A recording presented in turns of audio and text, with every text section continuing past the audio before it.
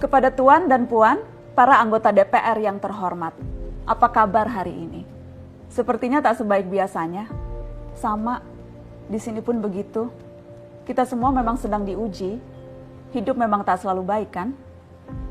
Seperti kami-kami ini, Tuan dan Puan juga mungkin lebih banyak bekerja di rumah. Kalau lihat siaran sidang atau rapat terbuka di gedung DPR sekarang sih kelihatannya banyak kursi yang kosong. Tapi biasanya juga kosong kan ya? Tuan dan Puan anggota DPR yang terhormat. Saya perhatikan parlemen-parlemen negara lain fokus melawan corona.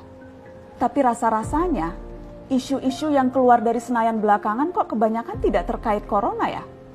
Kami malah membaca DPR bersemangat membahas isu-isu lain. Contohnya, rancangan undang-undang cipta kerja yang banyak ditolak karena dinilai mementingkan kepentingan investor di atas kebutuhan pekerja. Presiden Jokowi pekan lalu sempat menyatakan pemerintah dan DPR menunda pembahasan salah satu klaster di rancangan undang-undang itu, klaster ketenagakerjaan. Ini untuk memberi kesempatan mendalami substansi dan mendapat masukan dari banyak pihak. Berpegang pada alasan itu, maka sudah seharusnya klaster lain dalam RUU Cipta Kerja pun perlu ditinjau ulang. Karena yang lain juga bukan tanpa masalah, terutama dari perspektif lingkungan dan keadilan gender. Tidak cukup hanya menunda pembahasan satu klaster saja. Ada juga RUU lain yang masih nekat mau dibahas. Ada RUU KUHP yang tahun lalu diserbu unjuk rasa. Lalu RUU pemasyarakatan. Ada koruptor yang sudah ngebet pengen bebas kah? Apa kabar Pak Yasona? Terus terang saja, membahas undang-undang yang menyangkut hajat hidup orang banyak di masa seperti sekarang ini terlalu mengundang curiga. Gara-gara pandemi yang pada jatuh cinta saja berani menunda nikah loh. Ini kok DPR buru-buru banget kayak lagi kejar setoran? Tidak ada undang-undang yang tidak penting, semua penting. Justru karena undang-undang itu penting, aneh jika pembahasannya diseriusi di waktu seperti sekarang. Saat dimana perhatian dan konsentrasi kita sedang terkuras bertahan hidup di tengah wabah. Produk hukumnya pun berpotensi cacat bila tidak memenuhi ketentuan, dan rasanya belum ada aturan pembahasan RUU secara virtual.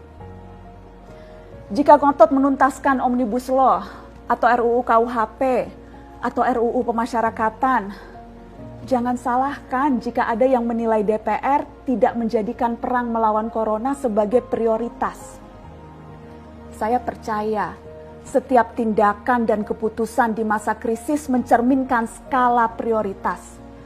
Atau memang inikah prioritas wakil-wakil rakyat kami saat ini? Bikin ribut juga jelas tak seharusnya jadi prioritas. Satgas COVID-19 DPR kemarin dikabarkan mengimpor jamu ilegal dari Tiongkok secara besar-besaran untuk pasien positif virus corona. Satgas kemudian membantah itu, katanya ini diproduksi di Jakarta dan merupakan sumbangan Wakil Ketua DPR RI Sufmi Dasko yang akan dibagikan gratis ke berbagai rumah sakit. Kemudian dikabarkan juga jamunya mengandung bahan berbahaya dan belum terbukti klinis. Satgas lagi-lagi membantah, katanya sedang proses mendapatkan izin edar di Badan Pengawasan Obat dan Makanan. Sedang itu berarti belum kan ya?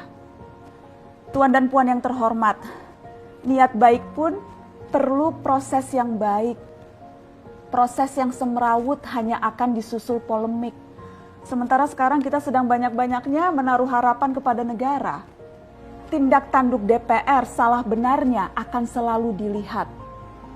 Makanya sempat ramai juga warganet mengkritik Satgas COVID-19 DPR RI yang berfoto mengenakan APD saat hendak berkunjung ke rumah sakit darurat Wisma Atlet menyerahkan sumbangan DPR.